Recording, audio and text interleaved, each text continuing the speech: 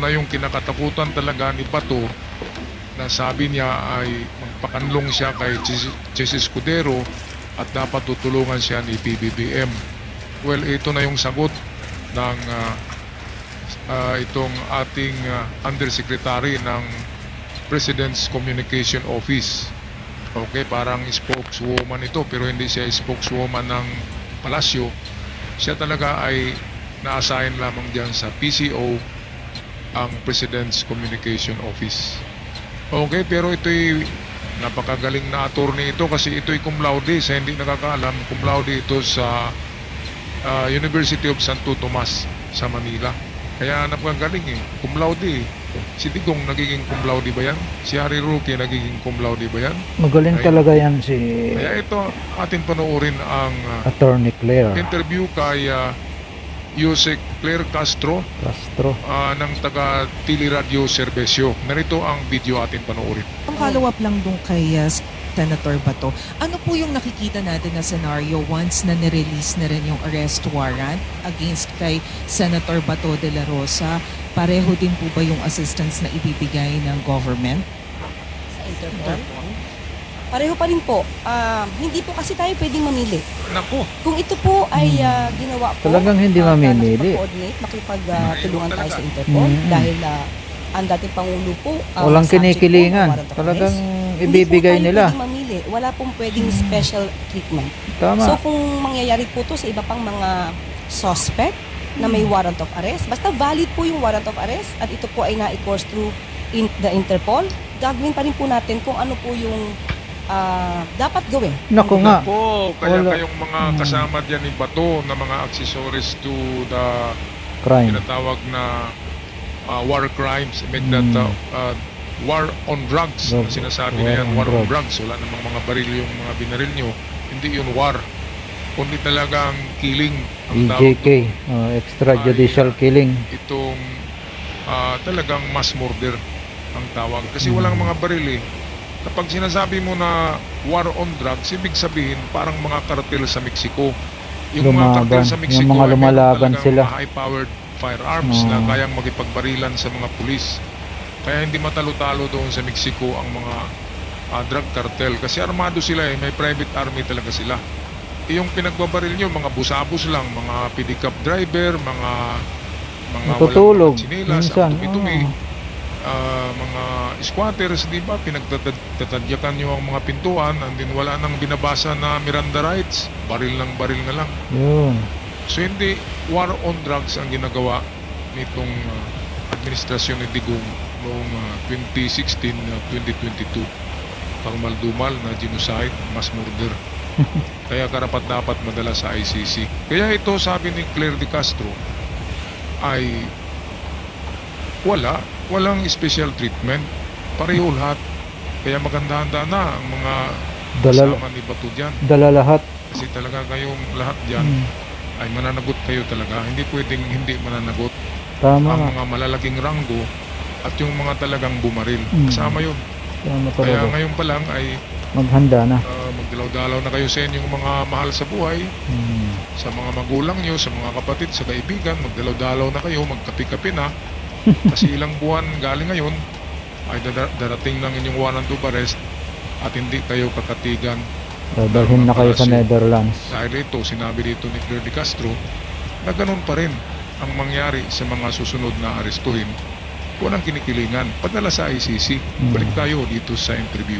Pero what will happen po? Kasi I understand Senator Bato de la Rosa has already talked to Senate President Chis Escudero and he asked for the protection of the Senate. So, paano pong magiging senaryo doon kung may kausap siya sa Senado? Hindi ko po alam kung ano magiging sagot ni Senate President patungkol dyan, hanggang sa anong proteksyon na kanya maibibigay. Kung may warrant of arrest, abogado naman po si Senate President. Alam naman po niya kung ito'y valid at pwede niya po na ikumpirma kung valid ang warrant of arrest. Hindi naman po niya siguro ikakalong at itatago ang masasabing suspect. Ayan, so dyan pa lang napahayag ni Claire, ni Atty. Claire, na kapag valid ang warrant, ay hindi niya pwedeng ikakanlong or ikakandong or itatago si Bato ni Chis Escudero. Itong si Bato kasi ay ginaya niya ang teknik ni Trillanes Di ba si Trillanes wanted ba sa ano yata sa mutiny? Pwede niyang sabihin ni Chis Escudero na sige, tutulungan kita hanggang sa maabot ng aking makakaya. Pero pag hindi ko na kaya, wala na tayong magagawa. Ganun lang yan. Kinasuhan pero ang Senado ay kumatig kay Trillanes. Mabait naman kasi na tao si Trillanes. Sino bang pinatay ni Trillanes? Magkakaiba ang kaso ni Bato at ni Trillanes. Si Trillanes ay righteous man yan. Akala ko nga noon, nabudol-budol ako noon ni Digong eh. Sabi ni Digong, ay naku na tao yan, parang asong ulul-ulul yan. Yun ang Sabi ko panira naman, niya ulul na, dati eh. Kasi palaging nagsasalita eh. Sinasabing ulol. Parang asong ulol. Mga 2 taon siguro bago ko na napagtansya na hindi naman yata ulol ito si Trillanes, tama naman yung pinaglalaban. Ngayon, kinatigan si Trillanes, itinago siya ng Senado. May tinulungan siya ng Senado na hindi makulong si Trillanes. Dahil sa Tama ang kanyang walang pinatay ano. si Trillanes, magkakaiba ang kaso eh. Ang kinabato at Digong ay mass murder. Crime for humanity. Tama ang kanyang pinaglalaban pati. May mga ebidensya. Parang pag-aalsa lang at wala naman silang pinatay. Di ba magkakaiba talaga? Kaya ako kay Chis Escudero, para hindi mabahira ng dumi ang mukha ko, ay magugas kamay siya dito kay Bato. Kasi magkaiba ang kaso ni Trillanes sa kanil Bato eh. Si Trillanes malinis na tao, righteous man. Si Bato, naman ay ginamit siya. kumikiling sa demonyo. Yung amo Ginamit niya, di ba? Ano bang tawag natin doon? ginamit ng amo niya. Ano ba yung tatawag mo sa pumatay ng napakaraming ganun. tao?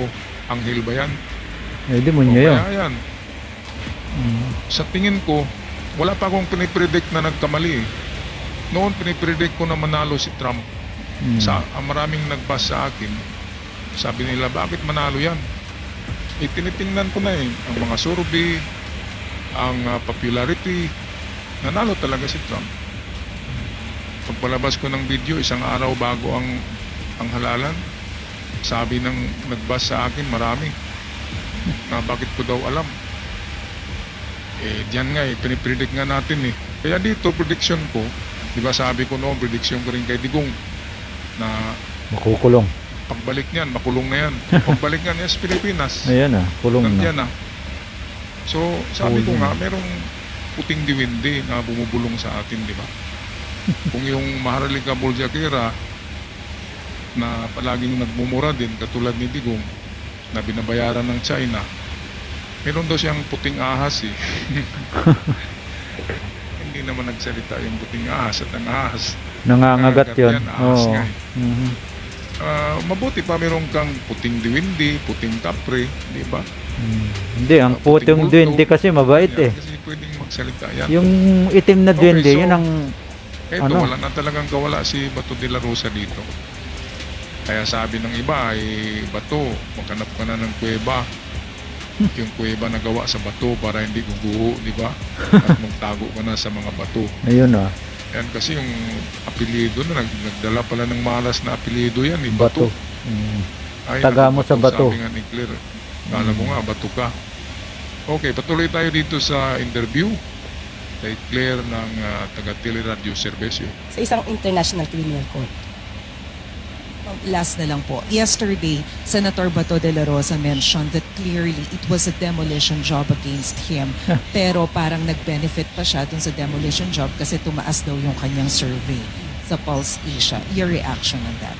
Paano po magiging demolition job kung ito pong kasong to ay na-file na?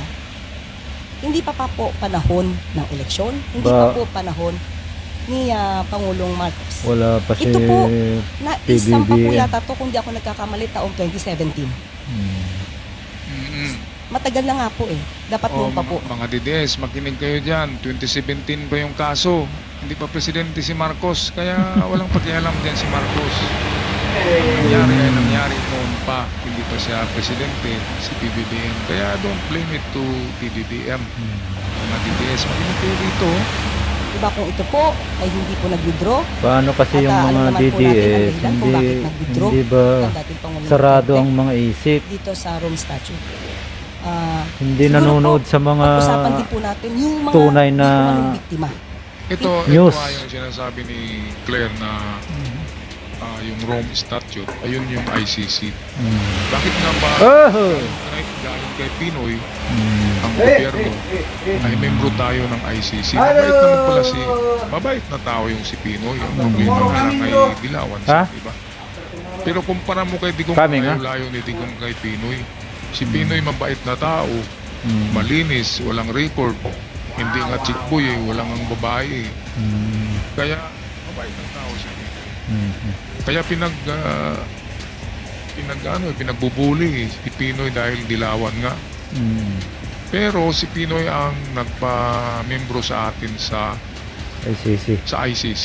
At alam nyo ba na si Pinoy ay isang angsang hero din katulad ni Trillanes at ni General Torre. Bakit?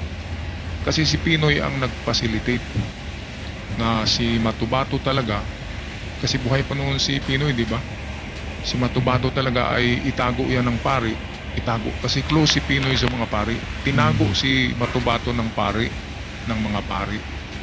And sa tamang pagkakataon, ay pinadala ito doon sa the Netherlands. Bago lang, di ba? Nung nakaraang 6 na buwan, nandun na sa Netherlands. Si Matubato talaga ang pinakongkreto na witness sa lahat dahil siya yung hitman ni Digong ng maging mayor pa si Digong. Kaya yung kaso ngayon ni Digong, yung sinasabi ng ICC ay kukunti lang na murder kasi yun yung panahon na 11. 2012 pa yata 2011, hanggang idol. 2016 Oo. sa Davao. Yung mga namatay na sinabi ng ICC ay sa Davao pa yun, hindi yun sa buong Metro Manila o Pilipinas. Pilipinas. Hindi kasama yung 30,000 na bagong pinatay. Patay. Yung sa Davao lang yung pinatay doon. Kasi ang tukhang ay nakapattern siya sa Davao, Region. Davao tukhang. Mm. Parang pinalaki nationwide na from Davao, isang syudad lang, tinukhang. And then nagiging nationwide tukhang. Yun. Grabe, ano bang klaseng mga tao yan na Yun kasi ang balak sila ni kapag Digong. maraming namatay. Akala niya siguro. So hindi ito lalang ng Diyos, di ba? Mm. Baka na lang ito ng taga-kabila na klaseng mga tao. Mga walang- Tayo nga, makapatay tayo ng aso ng kapitbahay ay magilty na tayo eh. Mm. May kaso Di ba? ka. Kahit manok nga lang. Kahit daga nga eh, magilty ka kapag nakita mong napatay mo eh. Tsaka- Lalo kapag tao. Mm. Pero sila wala eh. Pag may report na sir, mayroon na tayong napatay na 10 o kulang pa yan. Mamayang gabi dagdagan nyo. O pagkagabihan ay mayroong 30 Mhm. sa Bulacan, di ba? Isang gabi lang. 30 ka lahat ng mga squatters pinagbabaril. Grabe. Susunod na araw, 20. Susunod na araw, 10. 10. Hindi masisiro eh, nationwide eh. Kaya grabe talaga, grabe na. Kawawa talaga yung ano. Tinatawag ka ng iba na Namatayan. genocide. Mm. Genocide or mass murder ang ginagawa. Kaya mahirap nang makalabas yan si Digong. panagutan nila ito, ni Bato. Siya kasi ang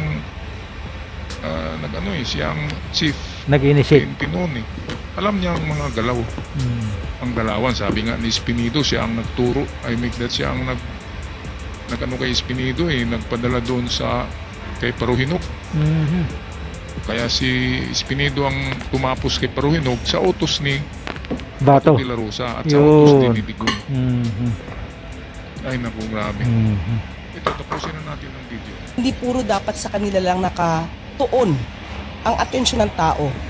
Hindi napapansin sa ngayon ano ang naranasan ng mga biktima. Ano ang naranasan ng mga pamilya na naiwan ng kanilang mga kamag-anak na naging di umanong biktima ng EJK. Bakit ngayon ang mga Pilipino hindi na nakikita yung mga namatay? Ang DDS lang. Bakit na pagtutuunan natin ng pansin yung Yun na nga yung hindi nila iniisip eh. na pumatay at Iniisip napatay? lang nila yung Bakit side parang ni Digong. nag-glorify pa natin sa ngayon? Yun ang naaakusahan ng Hindi nila iniisip and yung mga crimes namatayan. against humanity. Sana po ang taong bayan, buksan naman nila yung isip. Yun. Tingnan po nila. Oo. Ano ang naramdaman ng mga tao, Na yung biktima. pamilya. Oo. na naging biktima. ni Correct. PJT. Yan din yung palagi kong sinasabi, di ba, mga kababayan? Ang ano kasi natin dito kay Hindi, Digong, bias sana eh. yung maging Bias presidente yung siya. mga Huwag lang ano. pumatay ng napakarami. Mm. Siguro kung 5 lang, pwede mapatawad pa natin yun. Pero 30,000 mahigit eh. Maigi na yun. Lang yun ang ano Para malitis kung may kasalanan o wala. Iba pa yung nasa Davao na Mahirap. nasa 40 mahigit. Na Para manahimik yung mga nabiktima. Kaya nga yung word na DDS, Mm. dapat nga kayong mga DDS, huwag kayong pumayag na tawagin kayo na DDS. Tawagin lang kayo na digong, Digong. di ba? Ang DDS meaning niyan ay digong death squad. Mhm. Duterte death squad yan, kaya DDS. Mhm. Death squad ba kayo? Mapatay din ba kayo? Mhm. Ay kung ganun, ay kalahi kayo ni Digong. Huwag kayong ganyan mga DDS. Alam kong may mga professional dyan na DDS. Mm. Dapat palitan nyo yung pangalan nyo. Ang mahirap DDS, kasi, alam nilang Duterte death mali, squad talaga. tinotolerate nila. Yun yung mali. Kaya sabi dito ni Claire ay yung mass murderer pa ang tinitingnan natin eh. Alam nyong mali, huwag nyo nang Nakalimutan itolerate. kasi ng mga DDS, Itama ayaw nyo. ipasok ng mga DDS sa kanilang utak ang maraming pinaslang noong tukang. Yan lang naman talaga ang issue sa ICC. Mm. Hindi kasama dyan ang politika sa ICC. Oh, pinapalabas mass nga nila murder politika idol eh. Kaya mahirap. Yun talaga ang kasalanan ni Digong, kaya nakulong siya dyan. Hindi yung pinakulong siya ni PBBM, malayo yun sa katotohanan. Yun na nga. Kasi 2016 pa may kaso na si Digong. Tapos sasabihin pa ni Bato, traidor. Traidor si PBBM. Totoo yan, mga ka-DDS. Paano naging mga traidor? kababayan. Kaya kayong mga DDS dyan na nagikinig, ay magbago na kayo. Huwag na kayo kumiling sa mass murderer. Mm. Correct. Diba? Ipag-uupo ang mga yan, baka babalik na naman yung tukhang Mm. para sa personal nila na interes. Yun. Ang tutukhangin ay kalaban sa politika eh. Mm. Tsaka kalaban sa grand enterprise ng The Mafia Boys. Di ba ang The Mafia Boys? Alamin nyo, di ba? Pinakamalaking isda diyan sa Mafia Boys, galing ng China, ay may Mafia. kilyang. Yun na. Yun daw yung advisor ni Digong eh. Paano magiging advisor Ay, drug sa lord. membro ng napakalaking enterprise sa Ah. China na illegal, di ba? Oo nga. Mhm. Yung COVID nga, sinong yumaman? Si Michael Yang pa rin. Dahil sa Parmali issue, yung about mga vaccine na yan, na puro tubig ang laman. Mhm. Nako, grabe. So Bato, De La Rosa, advice ko sa'yo, Grade ready. ako'y natakot sa'yo Bato, Mm. para sa akin. Grade ready na idol. Yun Mahiwalay lang ka yan. sa pamilya mo eh, sa anak mo eh. At kung meron kang chicks na tinataguan, mahiwalay ka rin eh. Patay Ipareho kayo tayo. ni Digong, di ba? Siguro meron kang chicks. Mm. Nahiwalay ka rin eh.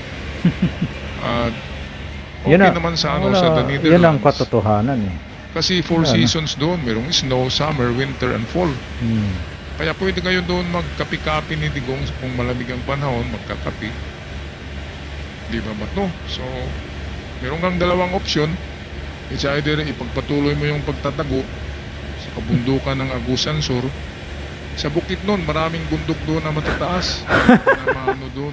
Pato Bukidnon na lang. Gagawa na lang ng tunnel. Si Bantag, sa Ifugao eh. Ikaw Patay. doon ka sa Bukidnon, malamig Hmm. doon. O kung susurinder ka, talagang malayo ka sa pamilya mo. Mm. At life sentence yan ha. Remember, life sentence. Mm. Kaya tinatawag na people deprived of Liberty. liberty. Mm. People deprived of liberty or person. PDL. Wala nang liberty. Kapag nakulong ka, yun ang nawala sa'yo, yung liberty lang. Pero yung buhay, nandyan pa. Kaya people deprived of liberty ang mga priso. Matanggap mo ba yan ba to? Alam ko, iiyak ka eh. Kaya huwag ka nang manood ng mga YouTube. Baka mapanood mo ba itong video ko eh. Sasakit lang ang kanyang damdamin. Oh. Pero ipagdasal din kita na ma-comfort ng Diyos ang iyong isip. Mm. Kapag kasi na-accept mo yan, na-comfort ka ng Diyos, ay hindi ka magsisisi. Magsisisi ka man sa kabutihan, hindi sa masamang ginagawa. Ang masamang ginagawa mo ay magiging mabuti sa iyong pagsisisi. At baka tanggapin kayo ng Diyos sa katapusan ng mundo sa paghuhukom.